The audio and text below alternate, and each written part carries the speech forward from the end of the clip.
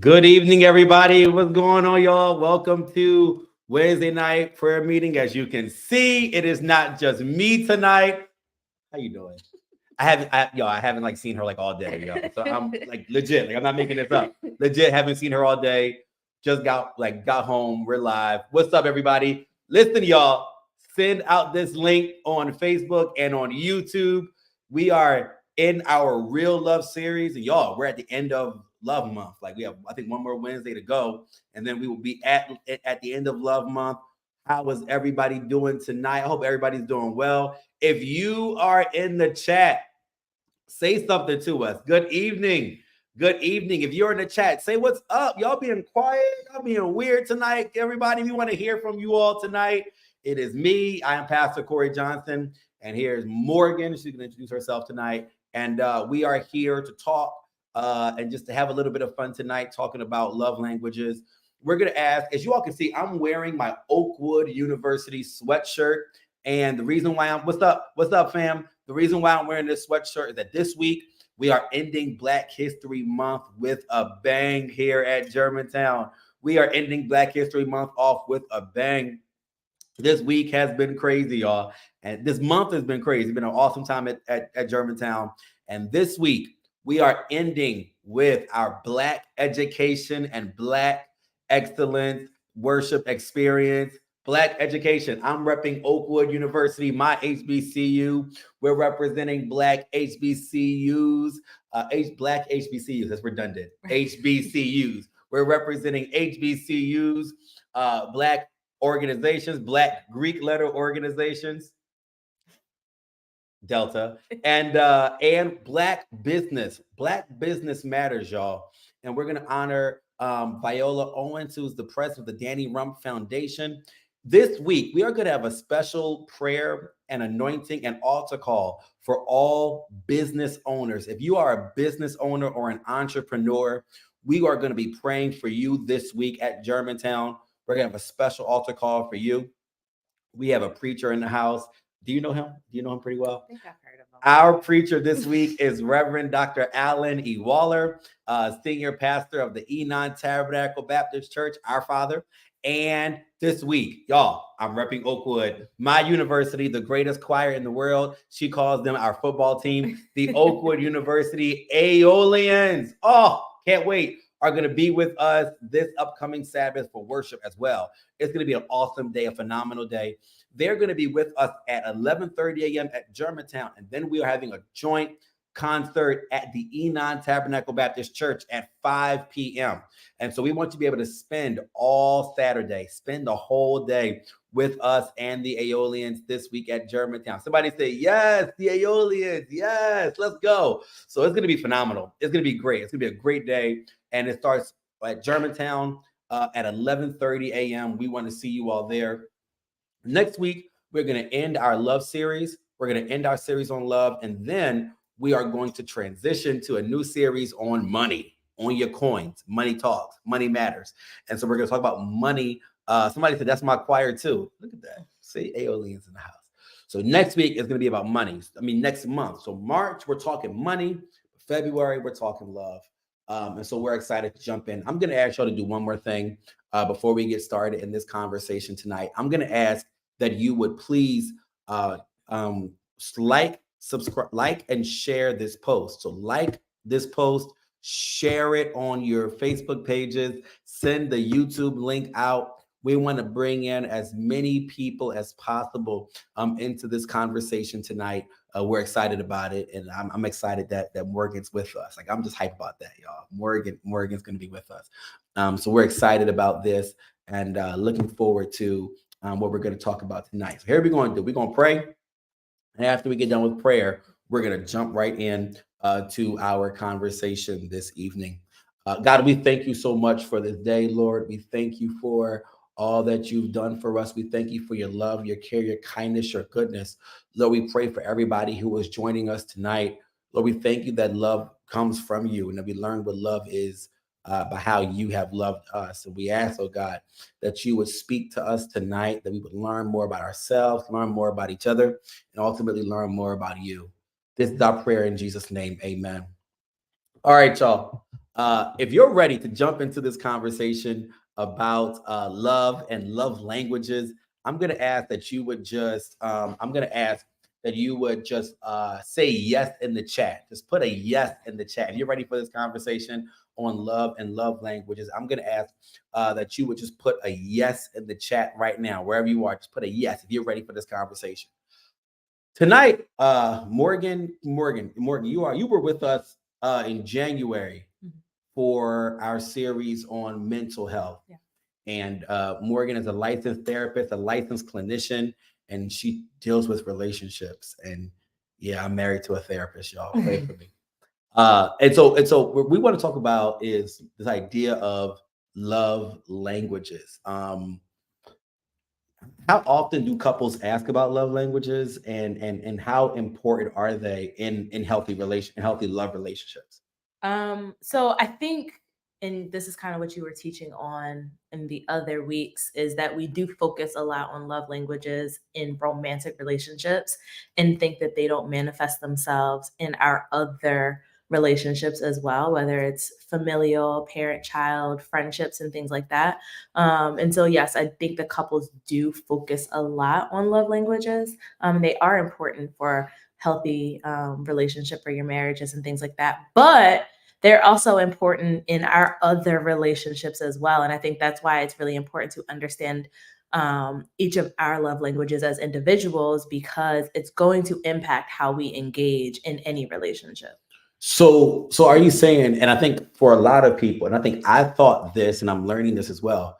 So are you saying that love languages aren't just for romantic relationships? Yeah, no, they're not just for romantic relationships. They're for any, like you've been teaching on the different forms of love, Mhm. they're for any love relationship. So the way that we engage our child, she has a love language that we as her parents are going to need to learn how to effectively speak to her. Same with our close friendships, our family, parents, siblings, things like that. And so I think knowing, like I said, knowing what it is for yourself as an individual helps you to engage healthily in your other relationships. Okay. And just one more question. And then do you have any, guys, I'm learning, we're going to jump into love language, what they are. So I want y'all to like put questions in the chat as well. If there's something you want to talk about as it relates to love languages. My last question is, we've heard of love languages. We talk about how romantic love takes up most of the space, right? Is it typical that my love language romantically is also my love language in other love relationships like family, friendships? Is it usually that they're consistent throughout? Yeah, I would actually say that they are, which as we kind of dive into what they actually are, we'll talk about those nuances. But I think they are very closely tied to how we learned to receive and give love in our families of origin, whether that was healthy or not. They also are tied to, I would say, personality, how we are as individuals, what we like, what we dislike, what we value. And so you will see it may look different. And again, we'll kind of probably go into that in more detail as we go through each of the love languages. It's going to look different. In a romantic sense versus a platonic relationship or anything like that. But I think when you look at the foundation or the baseline of it, it will be consistent. Wow. Okay. I want to ask if anybody in the chat knows your love languages, right? That now, Morgan, I've heard people say that you have two, that you have one dominant one. And I know you're laughing, right? If y'all heard this, like, what have you heard? You can put in the chat. What have you heard about love languages? If you know your love languages, is it true that we have two? So let's start with this. This isn't an exact science, and I think sometimes with a lot of conversations, particularly about love language, we box ourselves into, took the assessment in 2013 and it said my love language is physical touch, and so that's what it is, that's what it always will be, that's from here until eternity. But what I think is real is that the same way that our personalities kind of ebb and flow and our needs change from season to season, the same is true in terms of the importance or kind of the hierarchy, I guess we'll say, and how we give and receive love depending on what's going on in any given space of our life. So when I in work, when I teach it, I don't teach Teach it us. from I don't talk about it from a sense of like, this is your love language and you can no longer receive love in any other way. That's not true. It's also not fair to how we are as human beings. Like, we're always evolving and changing. Our needs adjust to different environments. Yeah. But I think it is important to understand it can be in a hierarchy. So we will experience all of the love languages and need them Yeah. to some extent at any given point in our life. Now, the level of importance may vary depending on each person, but it doesn't mean that, let's say, if your love language is, if the top of the hierarchy is physical touch, then you never need words of affirmation. That's just not realistic. Or, and I'm gonna say this: if gifts is low for you, that don't mean you don't get to buy me a Christmas gift. Yes. Right? Yeah. Like, do not make that mistake. Brothers, if gifts is low for her, don't say, well, I ain't get you nothing because you don't care about gifts. That's not your love language. No, that would be dumb, right? Yes. That would be dumb. So do not do that. But it just shows what is most essential. Yeah. All right. So we have other questions. I have a lot of questions, Yeah. and we're gonna jump into them. But the best. Well, I saw Go one, ahead. and we'll do this, and later maybe we can like post it in the chat. If you Mhm. don't know your love language, all of this is based off of research done by Gary Chapman. Gary Chapman. Yeah, Gary Chapman. A while ago now. It's been probably a couple decades. And he wrote a book called The 5 Love Languages. Since then, there's been multiple iterations of the book. He's done like the romantic one, he's done love languages for your kids, he's done apology languages. Like, there's a lot that he's done.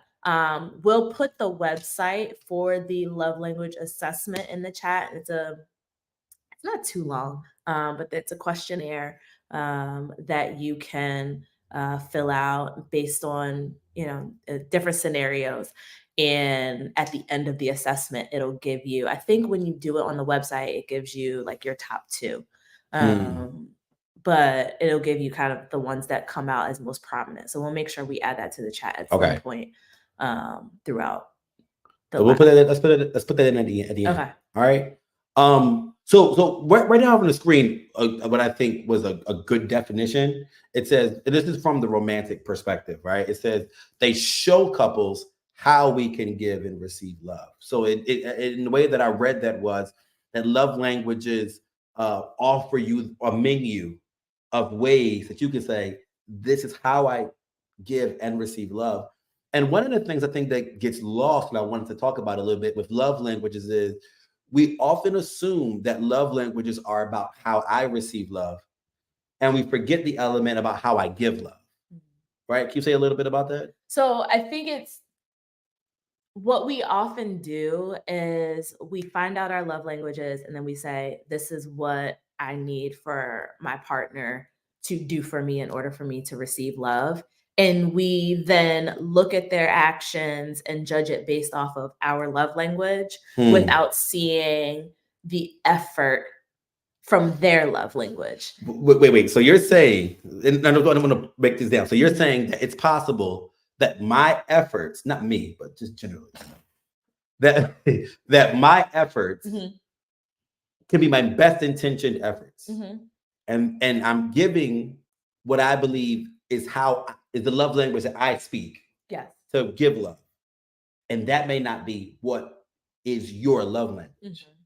Oh, that's rough, and I feel like that happens a lot. Like, I feel like that's a general issue that couples run into, is that we assume that how I receive love is okay with how I give love, and how I give it should be good enough for you, whether or not that's how you receive it or not. And how does a couple navigate that? Well, I also think it's not just that. I think sometimes we can be so self-focused, especially after we do the love language assessment. We say, I know I need all right, let's not speak in hypotheticals. Yeah. We're gonna be real. So Yeah, my we'll be love real. language, we gonna talk about not us, but We'll talk about use us. as an We'll example. use us. So my primary love language is quality time.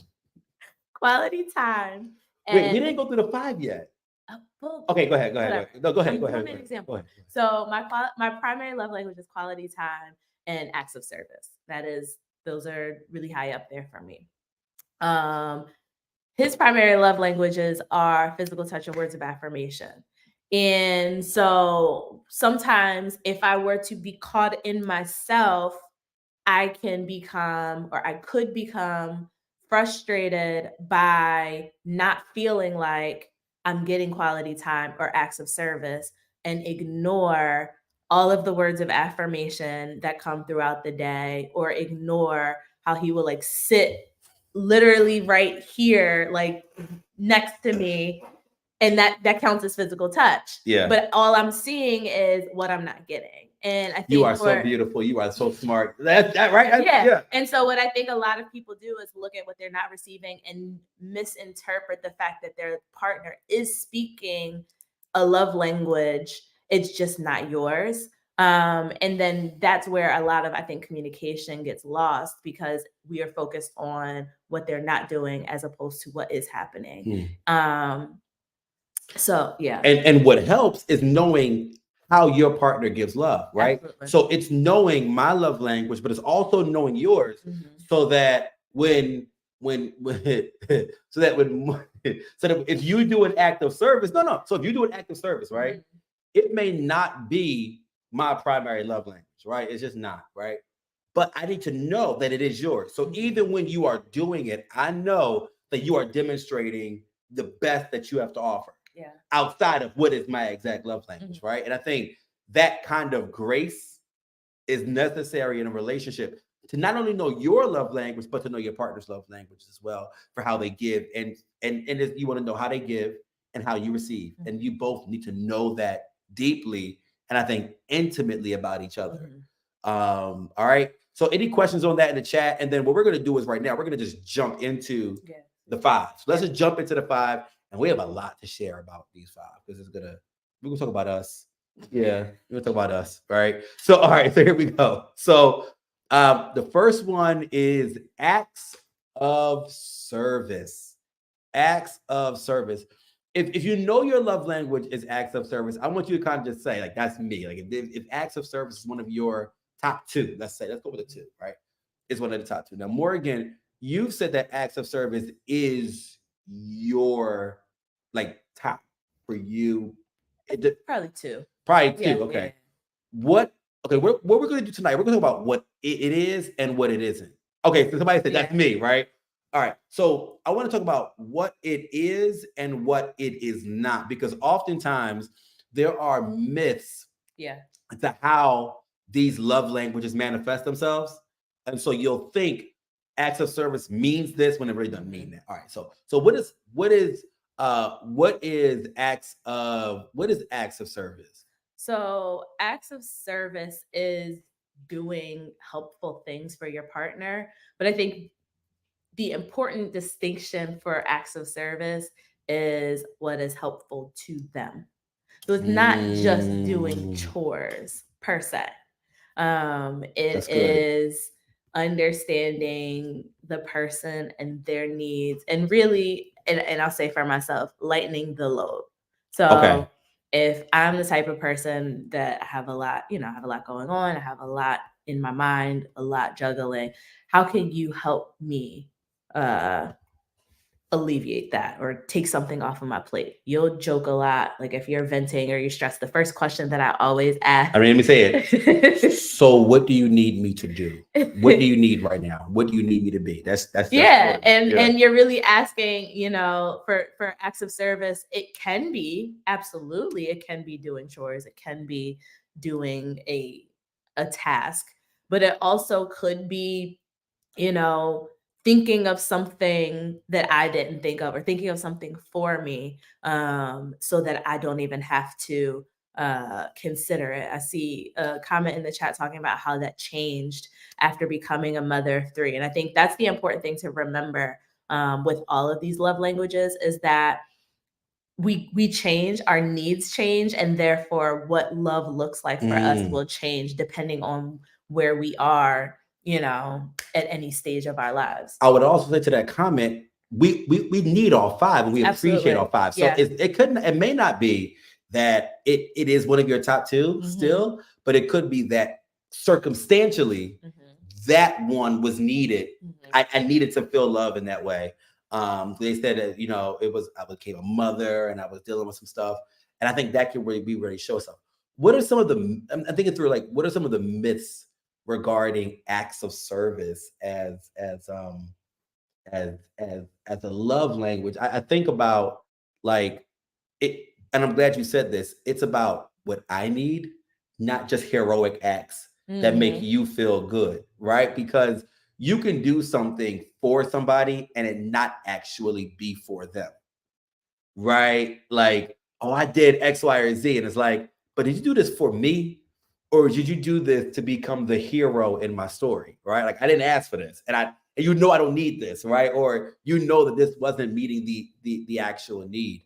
Anything else you want to say about acts of service? I would say it's, in terms of a myth, it's not activity for activity's sake. And I think Okay. that's the important thing with a lot of the love languages, where we think that we'll just check off a box like, okay, I did this. But particularly with acts of service, again, it's about what is helpful to the person. So if you, for example, let's say someone decides to, I don't know, wash the dishes and they call themselves doing an act of service, but the dishes are clean, but maybe there's water all over, the kitchen, or, something else is left But it got undone. done. Yeah, the dishes got done, but there's now more things to do. So then that does not constitute an act of service. So you're saying if your woman, if your Yeah. girl says acts of service is her gift, you do the dishes or you cook a meal, but you leave all the food out in the sink, you defeated the purpose of acts of service. Just cook. Yeah, being proactive and thought on my behalf. So it's really about identifying the needs of the person and not just a need for need's sake. Lighten the load. Lighten the load. All right, so that's acts of service. I think I'm ready to jump to the next one. So we started with one of Morgan's, and then I think this is my number 2. Like, this is my one. It's words of affirmation. Words of affirmation. That's one of mine. Words of affirmation.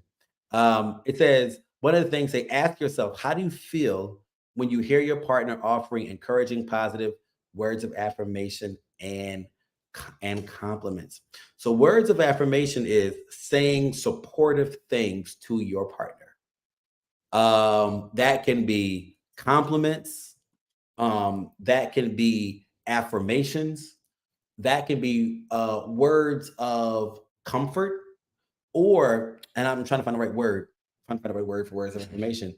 That can be words of reassurance, right? Like, I love you. I'm with you. You're mine. What are some of the truths to words of affirmation?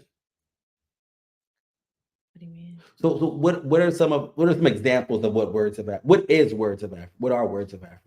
I think that, like they said, or like the definition says, it's supportive words. I think, not to sound like a broken record, but the asterisk that I would put on each of these is it's not a blanket definition, because what may be an affirming word for you, and I think we even learned this, is like, what sounds affirming in my head may not actually be affirming to you, or may not be how you even hear support or affirmation. And so in all of this, whether it's a romantic relationship, whether it's a family relationship, it's still understanding the uniqueness of your partner or the person that you are expressing this love to understand what this looks like in your particular relationship. So with words of affirmation, it could be the compliments. It could be the, you look good, I like your haircut, all of those things. It could also be, words of affirmation could be, complimenting something that was done, or saying, you know, I like when you did X, Y, or Z, or that was a good sermon, or whatever the case. Say that again. Whatever the case may be. Words of affirmation could also be supportive statements.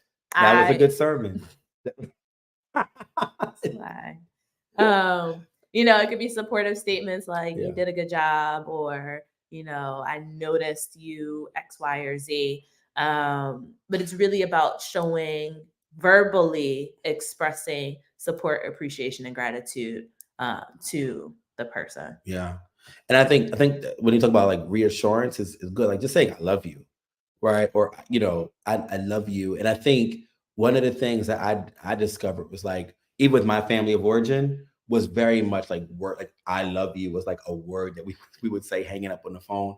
And you know, just talking through things. And I think that's where I discovered that for me, words of affirmation mattered. You know, it what you can discover is the importance or the appreciation of specific compliments versus generic, right? Like I like when you did X, Y, or Z, you did a great job, or something like that. So those are words of affirmation. And I don't think that words of affirmation are just empty words, right? Like it's not just saying anything. I think that there's a level of intentionality to the words of affirmation that are specific to that person and specific to that relationship. Does that make sense? Yeah. Yeah. So words of affirmation is the second love language. Does anyone have any questions in the chat on words of affirmation, or does anyone have words of affirmation is your love language? Somebody I'm sure is watching right now. You're like, that's me. I want to hear it. I don't want to just feel your love. I don't want to know you love me. I want you to say it, right? I want you to call me handsome, call me good looking. Say you see the muscles. Say you see the gym, the impact of the gym. Say it, right? Say it. No, say it joking. But like that's what some people need, right? And that's the way that you express somebody said that's me, right? Somebody said that's me. All right. Y'all ready to jump to the next one? Here is one that is neither mine nor yours. Interesting enough. All right. Here it is. Gifts. Gifts. Receiving gifts means you're giving your partner receive gifts says Giving gifts. yes. Giving your partner gifts to tell them that you were thinking about them. It is saying, I know you, I care for you, and therefore I'm giving you this because I'm thinking about you.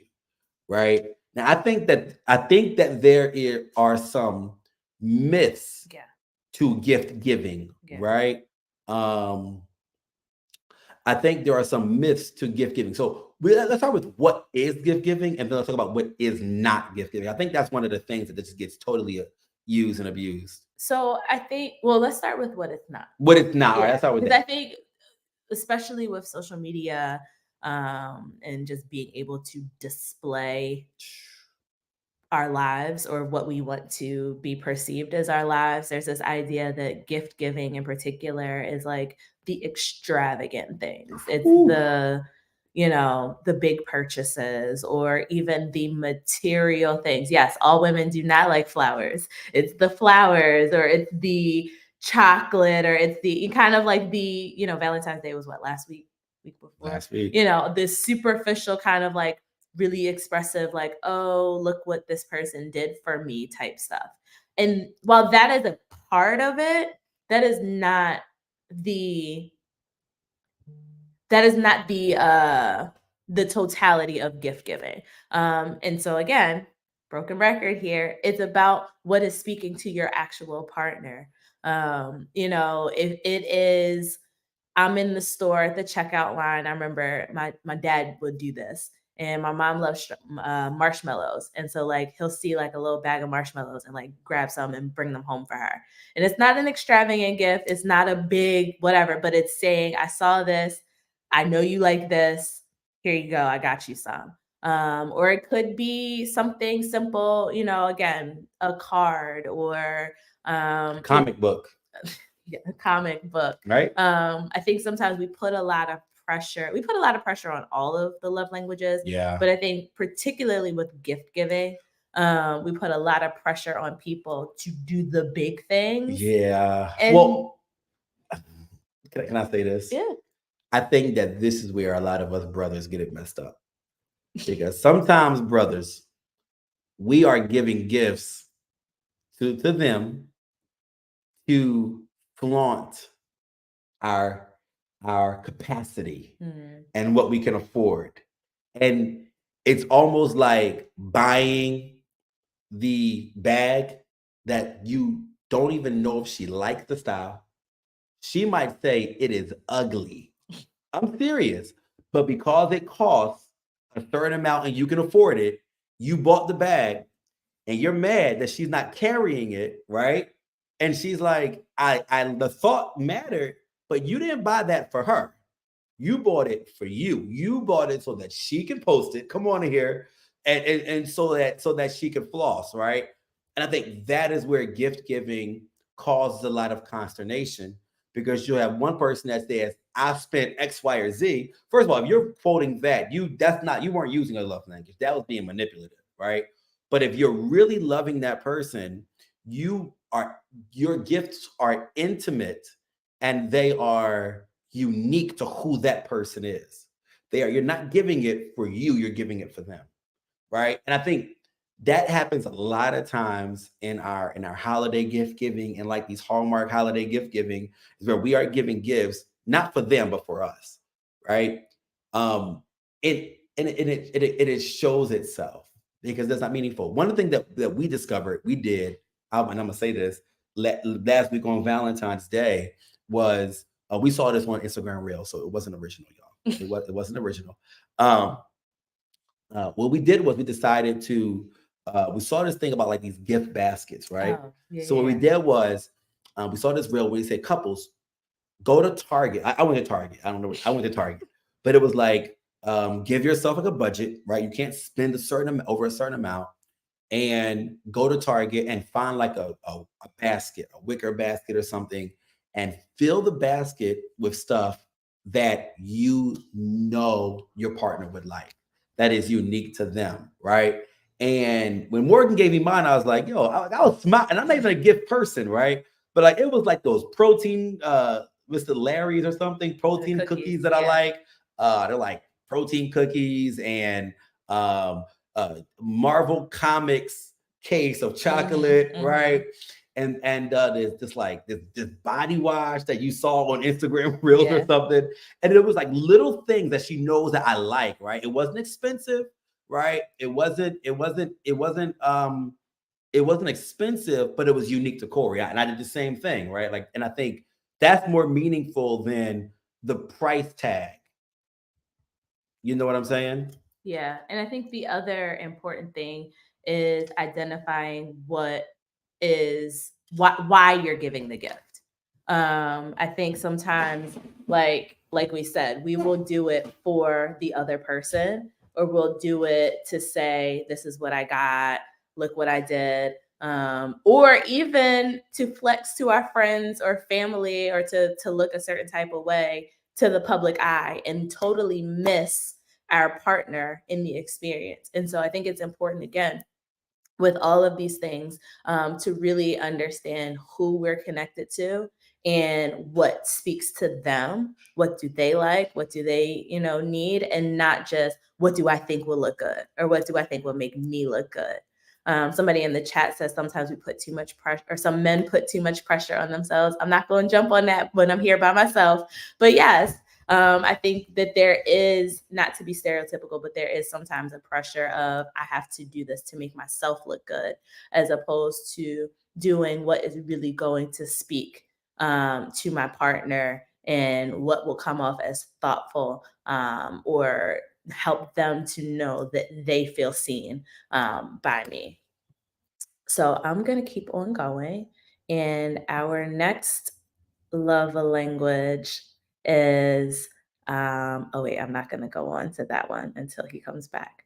But does anybody else in the chat have any comments about giving and receiving gifts? So one of the things that we did last summer was a challenge where each week we try to outdo each other with each of the love languages. So we would have a different love language of the week and even push ourselves outside of our comfort zone to try to outdo each other with each love language. So the physical touch or the words of affirmation week, we had to out compliment each other.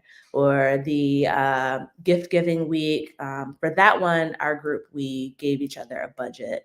It was like to be as creative as possible with a gift in that budget for the week. And then for acts of service, it was who could outdo each other with the most acts of service in the week. And it was really to really stretch yourself to really think about what is it that is speaking to my partner, but also how can we make sure that we are being intentional about what does that look like for us to, I was talking about the challenge we did last summer, for us to meet each other in that respect. So I pause because the next one is yeah. All right. So so I'm back. All right. Okay. So we're good.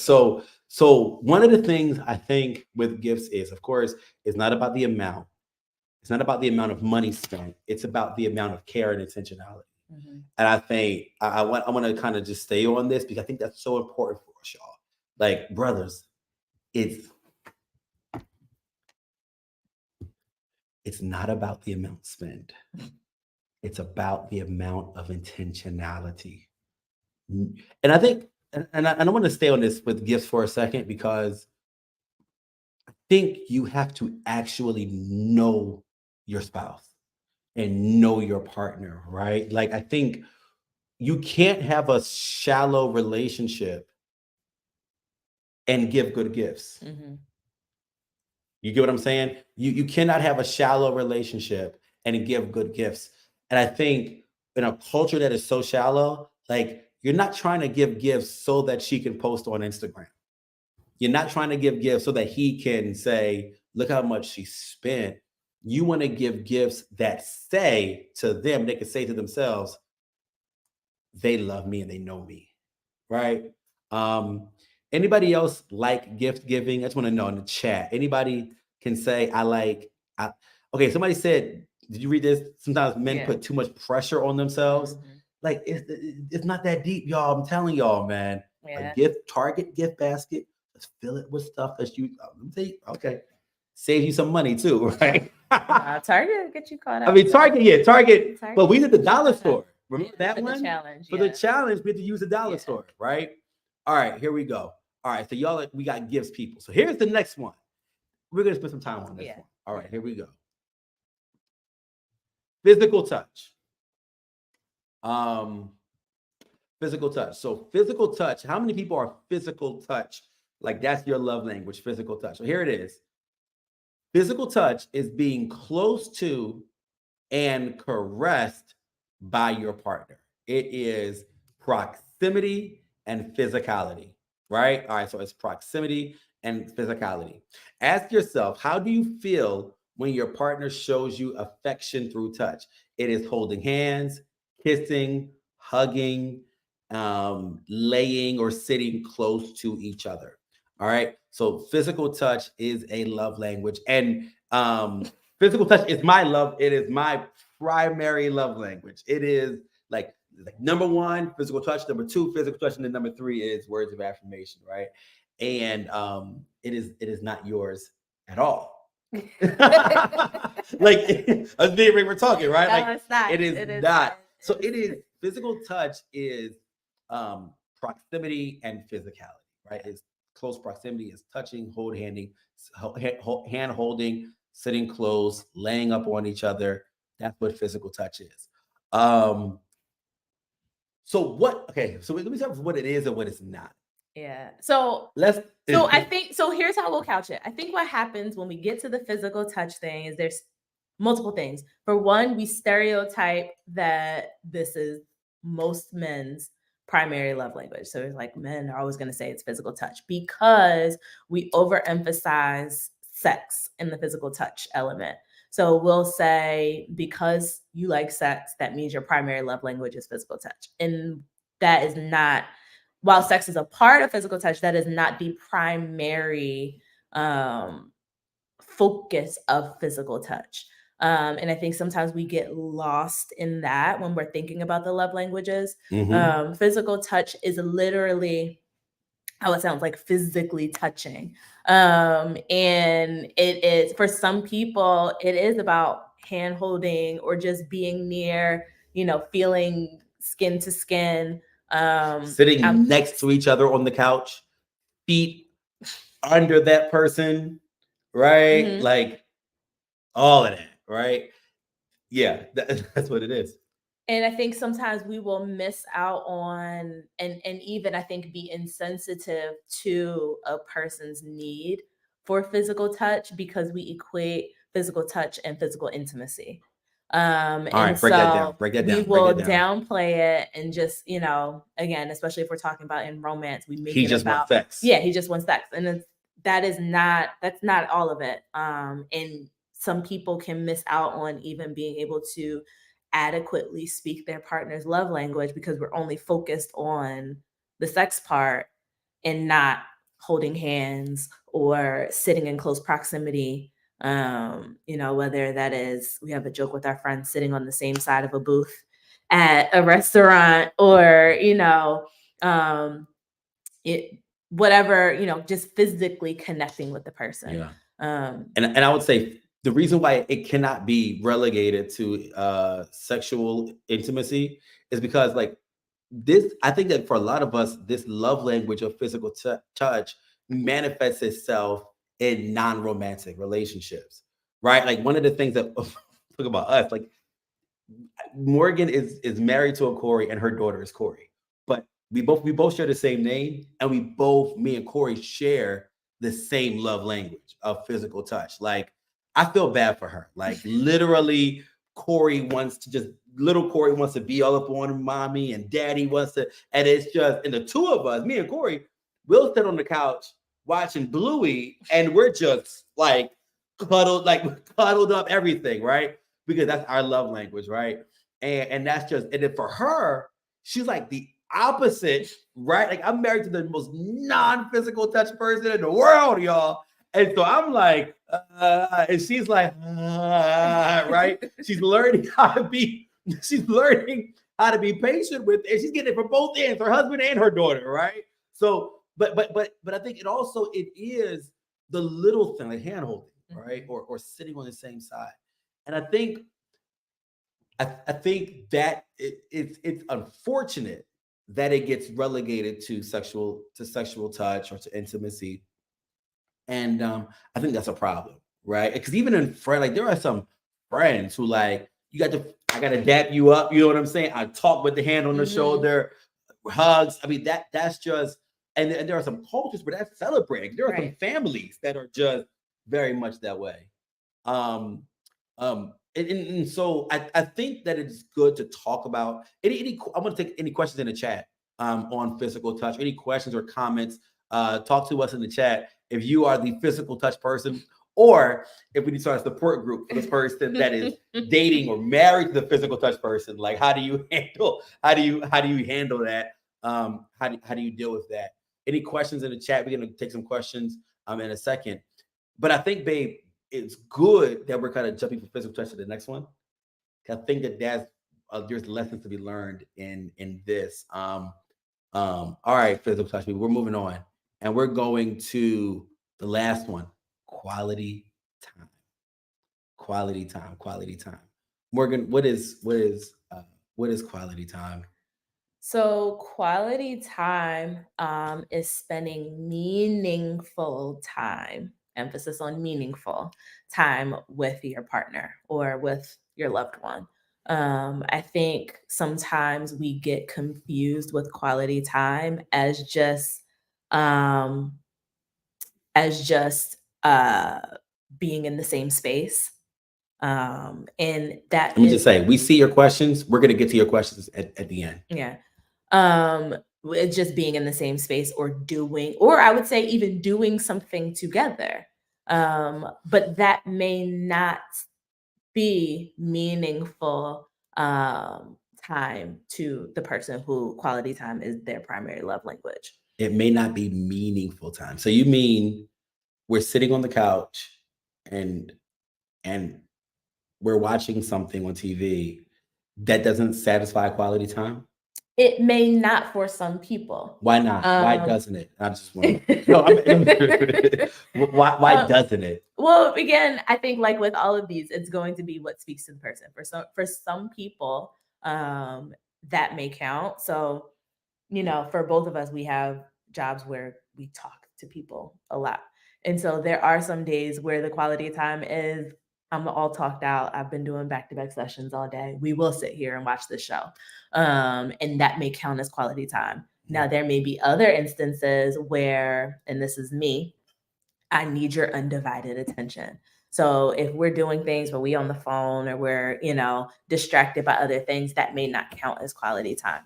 And I think there's a level of flexibility that I think is really important with all of the love languages.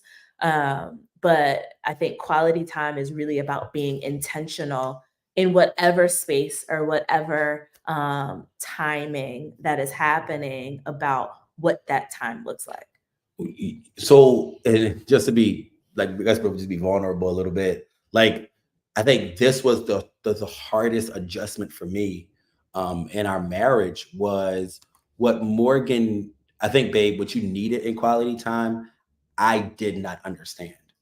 And to me, and it just hit me when I was hearing these definitions, right? And I think somebody else said, I suck at it. I want to do better at it, right?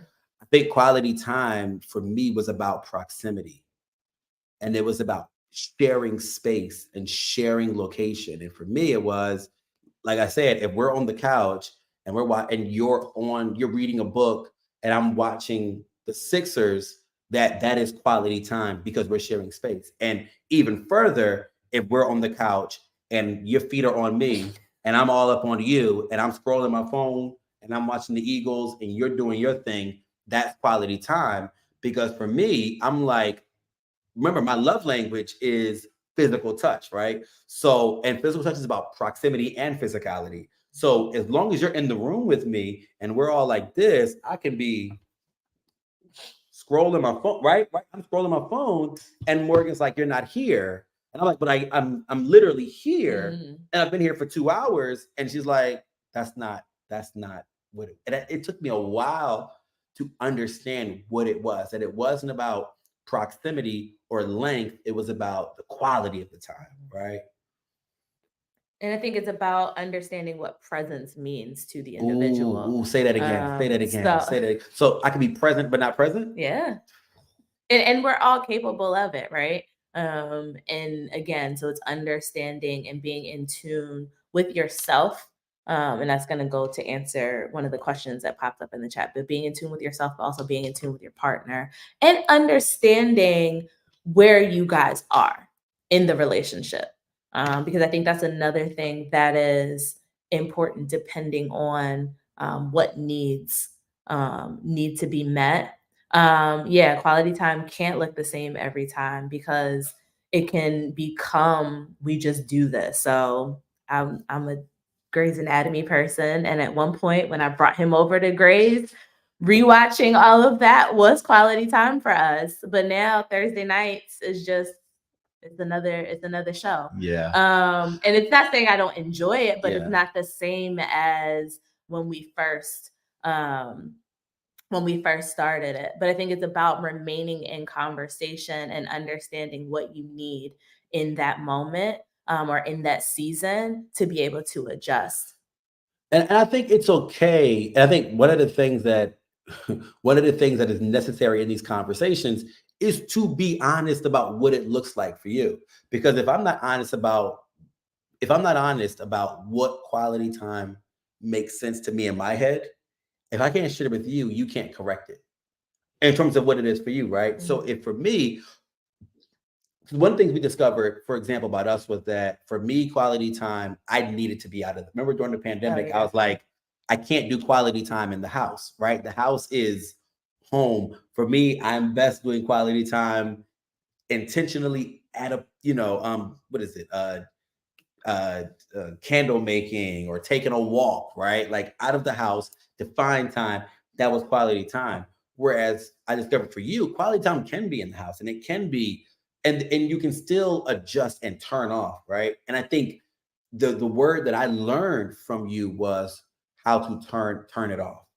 And somebody said, like, how can I do better at it? I think it starts with turning this off. No, I'm being real. Like this can be such a distraction. And you can be scrolling, checking emails, responding to a Facebook post, and you're in the room and you can get so lost in that the time is not quality.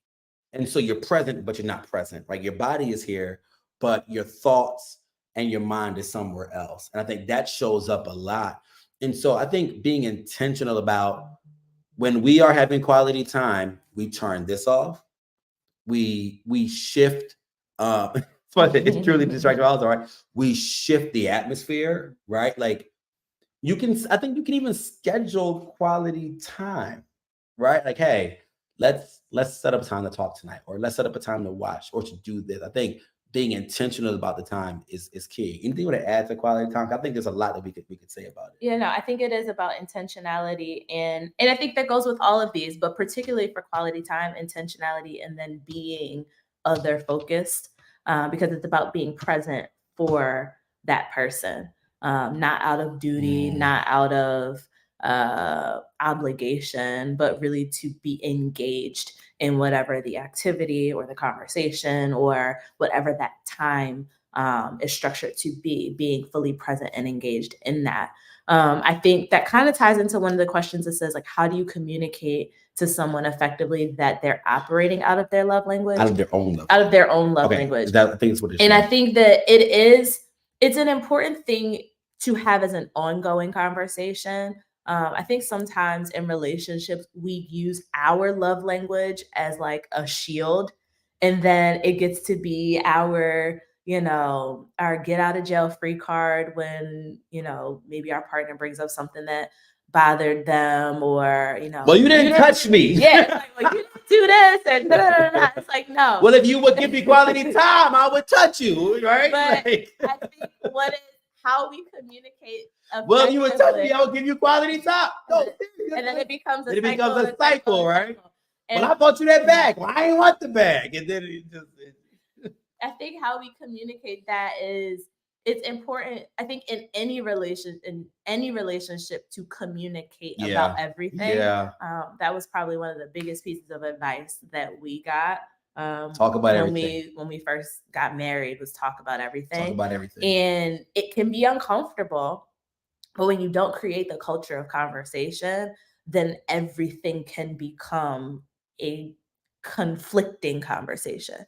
And so if you're just used to talking, then even knowing how to present something that may be uncomfortable becomes easier, because you know how to talk to your partner. I would also say assume the best. Yeah. But still have still correct it. Yeah. So like, I think there can be grace in saying, hey, like so let's flip it, right? Like there can be grace in saying, hey, I didn't need that quality time, right? Not to the person, you don't gotta say that to them, but you can say to yourself, like, that didn't do it for me. But I know that it was you were showing love to me. I know you, right? Yeah. But I kind of wish we could have had that conversation, or we could have watched that movie, or we could have played that game a little bit closer. No, I'm serious, right? Like I think that's where it can work. Or hey, I got you this, right? And I know that you got this for me. I know you love me. And gifts isn't really my thing, but I know you did. But sometimes I just want to hear you say that I like the way you look when you carried it or when you wore it. You know what I'm saying? And I think it's fine to just say it. Like, hey, I think you're kind of you're not thinking about me. Yeah. And I think you have to trust your partner to be able to handle that. I think also having conversations about it is important, because our love languages will shift. Like we said at the beginning of this conversation, this is not a stagnant kind of, you do the assessment and that's your primary love language forever. And so being able to even communicate when your needs are changing based on, whatever season of life that you're in or whatever season of the relationship that you're in. And I feel like that happened. Mhm. That happened for us. Mhm. And I was, and when I forgot what it was, but I was so thrown off. I was like, wait, when did that become like, when did you begin to Oh, need? yeah. I forgot. I think it was words of affirmation. And Yeah, like it I'm was, trying. Yeah, I remember. I remember it was some conversation that was like, but you didn't say it. And I was like, but you don't need me to say it, right? I'm serious, y'all. Yeah. I remember that moment. And it was you being like, no, I need this, and I needed this. And sometimes it's circumstantial, Mhm. it's the season that you're in, it's your life is going through changes. Your like for me, like acts of service has grown in this season from what my love language is. Like physical touch, like, yeah, that's nice. But like if for a long day, long meeting, like there's a meal prepared, or like, you know what I'm saying? Like that makes a difference. So it does ebb and flow. And that's why it's not just two, there's five. And we all need all five, and they're gonna show up in different ways. And I think we shouldn't get stuck into the idea of two, right? Or you only got two, so you ain't getting this. Oh, come on, man. Like that's not helpful. Any other questions? Are we gonna go to questions? I know we're supposed to be an hour, we're a little bit over an hour, but any questions on any of the love languages, or any questions on what we've discussed so far? Any questions on those love languages? Morgan, you anything you want to kind of just highlight? Just that you want to highlight from these love languages a bit? Um, I can't think of anything. I think again, it's important to remember that it's okay. We'll put it this way: it's important to understand that and understand yourself and what your needs are, but then also understanding your partner, so that we're not caught in what we feel like we are not getting. We can get Mm, very, I think, with the love language thing, we can get very black and white, as opposed to being reflective and understanding, what are you doing or not doing? What are you sharing or not sharing? So, like in that example that you gave, when I was in a season where I did need more words of affirmation, but I didn't express that. So I couldn't have expected you to read my mind, and adjust to that need. And so again, the culture of conversation, but really also having understanding of yourself and your needs. I would also say that these are not as black and white as I think culture tries to make us believe that they are. So really understanding that engaging in giving and receiving of these love languages, it's going to be based on the individual and not just based on an arbitrary definition of, physical touch means you have to hold hands every day. And it's like, well, that may not be physical touch for me, or that may not be physical touch for my yeah. partner. And so making sure that we are open and flexible to the uniqueness that is us, and not trying to box ourselves or our partners into definitions that may not even fit them. Do you want to go over? Someone asked to reiterate what the five Yeah. were So we again. see some questions coming in. So I'm going to go over the five real quick. So the first one is acts of service, doing something kind or helpful for your partner. All right. The second one is words of affirmation, saying something loving, kind, affirming, reassuring, supportive to your partner. Gifts, giving something to your partner that shows them you think or and care about them. Number four, physical touch. Physical touch is being close to and caressed by your partner. It's proximity and physicality. And then lastly, quality time. Quality time is spending meaningful time with your partner. All right. I see a couple comments in the chat, and I think this is interesting. One of them, somebody said there's a good book, His Needs, Her Needs. So that's something we can definitely look that up and check that out. Somebody asked, how did you adjust? Mine is physical touch, but my husband is opposite. So I think that's a really good question. That's That's a really good question. I think adjusting looks like learning your partner and understanding balance. Yeah. And so and I'll be honest, this wasn't until I think I had said this to a client at work one time and the light bulb came out for me. Where sometimes we are so focused on our partner meeting our love language needs that we miss their attempts or we miss them speaking their love language. And so it's almost kind of like if we take it off of the activities and think about like actual languages. If I'm speaking English and he's speaking French, I can be so frustrated that he's not speaking English that I'm even ignoring that he's speaking any kind of language. And so, what a lot of us do with our love languages is we're saying, because you are not speaking English, you are You ain't not speaking speaking at to all. me. That's And good. that's not what's actually happening. good. He's just Good. speaking a different language. And so once I change that mindset from not you need to learn English to okay, You're at talking. least when he's speaking French, he's talking, that helped me to see things differently and adjust to even understanding what balance looks like in terms of the love language. And it doesn't mean that there weren't English words that he needed to learn. You absolutely are going to work on, trying to express love in a way that your partner feels it. But while you're on that journey, understanding what that looks like for them still helps you to kind of put the guard down a little bit and notice again the effort that each of us are putting in. That's real because it's funny. Like I think that showed itself. Of course work. I love. I'm about to say work is stressful. No, I love my job, right? Ministry. I love Germantown, right? But ministry has stresses, right? And when I'm stressed, your question is, what do you need, right? And that is the acts of service language being spoken. And it's funny because she's gonna ask, what do you need, right? Acts of service. I'm gonna respond almost with a bit of, I kind of need you just to say it's gonna be all right.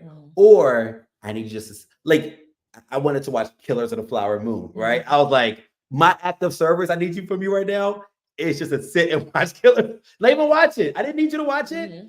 I needed you just to be close to me as I watched that 3-hour movie, and for a lot of it watched me, right? But my point is, and so I think it's being able to ask the question, ask what do you need, and be able to say what you need. Like I think the idea of closed mouths don't get fed, right? I think if you're in a relationship, if you can't ask for what you need, that's a problem. And if you're in a relationship and you don't feel comfortable saying what you need, I think that's a problem, which is beyond the love, which is an issue beyond the love languages. Somebody asked, why is gift giving important? It seems materialistic. I think that is because we focus on the gift itself and not what in this definition what gift giving is. And it's about something that shows you thought of the person. A lot of times we give gifts out of ego, or I want to give you this, and not necessarily this is what made me think of you. And so we focus on price tags, or we focus on even brands, or even just things like, value. Like people look at gifts as certain things count as a gift and certain things do not count as gifts. So we won't say that, let's say I grabbed your favorite snack at the store. That doesn't count as a gift because it's not wrapped, or it's not, in a box, or it doesn't cost X amount of dollars. I think so. That's where I think we get distracted on the gift giving, is we're looking at, you had to spend a certain amount, or it has to be something that you physically open out of gift wrap or anything like that. Or it has to be at a certain time. Yeah, at a certain time. Yeah. And I think that because of our schedule, like our cultural schedule, that you give birthday gifts and you give this gift, that we almost think that it's wasteful to give. Hey, I just saw these, and I was in the mall and I saw these. I thought about you. I'm not holding it for your birthday. I'm not holding it for Christmas. I'm not hiding it for Valentine's or anniversary. I'm just giving it because it's Tuesday, and I know that you might need it. I know that you want it. I think gift giving it should reflect a deep knowledge of the person. Somebody said, or when men are in the doghouse, They give gifts, right? Like gift giving don't get you out of the doghouse, man. All right, right. But I think gift giving should be a reflection of who that person is and what they are. Like it could be, hey, yo, I'll give you this example. I'm the kind of person who will say 25 times, I need to get this, right? Like I will just say, I really need some of this. Or I really need this. I need some new headphones, right? That was a big thing. And I won't get it, right? I'll keep the same old jacked up headphones. I'll keep forgetting to get it. And then Morgan will show up and say, hey, I got you these. And it was like, you listened to me, you heard me. And it's vice versa, right? And I think we have to get out of the capitalism of gift giving and the materialism of gift giving and get to the intimacy of gift giving. That this is a reflection of you. And it's not even a reflection of how I feel about you, right? I think even that could be a little bit like, I spent this much because I love you so much. But no, it's I know you and I care about you. And this is a reflection of you. So I think gift giving is one that gets misunderstood greatly. And then there were a couple of questions about like, how do you tell your partner any of your love languages? I think the important thing when we're talking about communicating need is making it about ourselves and not about what the other person is doing or not doing. So at work, I'll say using I statements.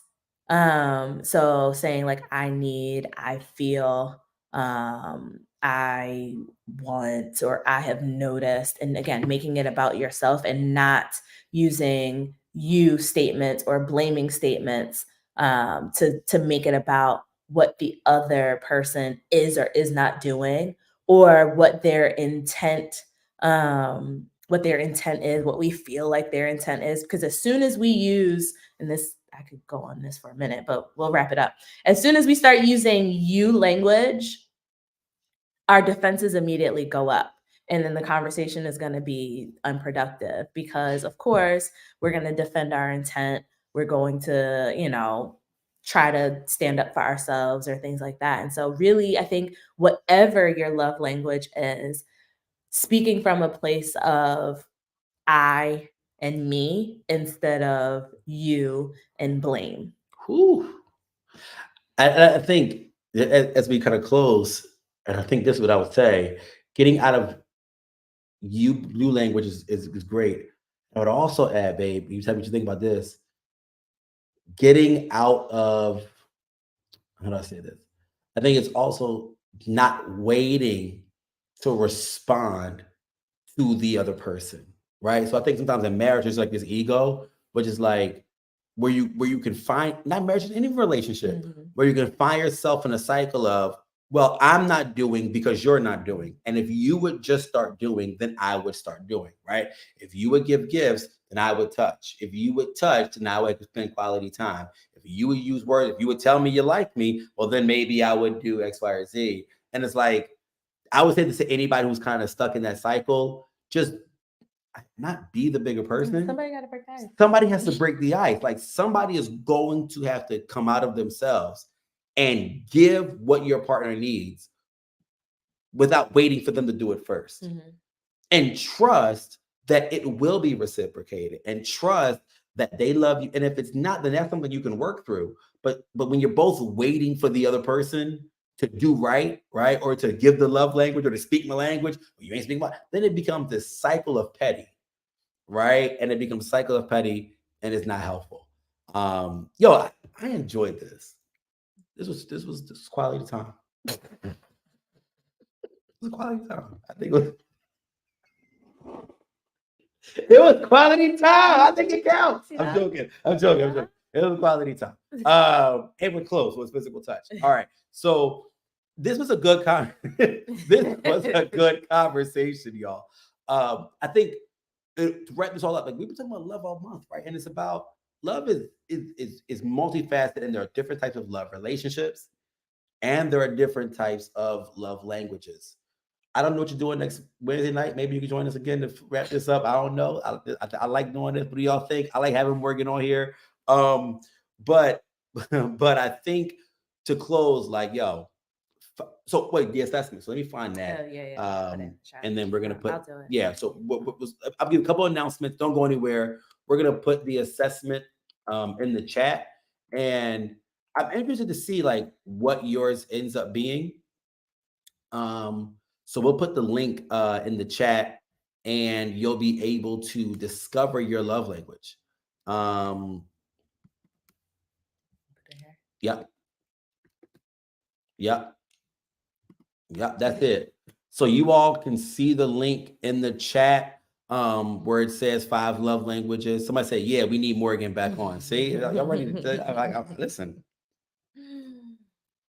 So, but you see it in the chat, y'all. Fill it out. Maybe next week we'll kind of do like a little check-in. I don't know. Maybe we'll just see like what you discovered, and maybe do a part 2, possibly to end this on love languages or something like. Yeah, I think we could do a part 2 on love languages, or just wrap up love stuff in general. I don't know. We'll figure it out next week. But y'all, this upcoming Saturday, 8:30 a.m., we are ending Black History Month. See, they want you. Right? Words of affirmation. You see this. And but this upcoming Saturday is 11:30. Aeolians from Equal University, one of the best, the best choir in the world, will be at Germantown here in Philly. And Dr. Alan Waller will be our preacher. And Aeolians will be in concert at 5 p.m. At the Enon Tabernacle Baptist Church as well. So please be prepared to spend all day Saturday with us up here in Northwest Philadelphia. My uncle's an Aeolian. It's good to see my uncle on here. He's an Aeolian alum. And so we're excited about that. Listen, if you guys enjoyed yourselves tonight, I enjoyed myself. Let's pray, and then we're going to get out of here. God, we thank you for this time together. We thank you that you speak all of our love languages. We thank you that our relationships can grow, our relationships can flourish. God, I pray for any couple that is in the midst of trying to navigate these languages. I pray that you would bring clarity and understanding, a sense of openness, honesty, and a sense of humility, dear God, for anybody who this is touching tonight. Bless us, bless your people is my prayer in Jesus' name. Amen. Good night, y'all. Take care. We'll see y'all next week. Take care, everybody.